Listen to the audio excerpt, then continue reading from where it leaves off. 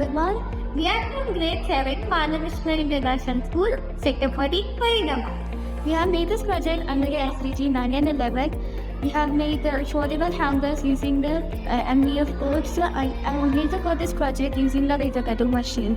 We have used MDF tools, cardboard rolls and hinges. We have made it because normal traditional hangers can be hung directly against the wall, which requires a lot more space.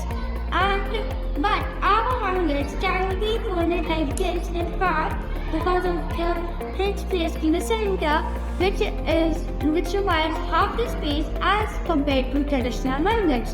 It is also very good and sustainable for the environment.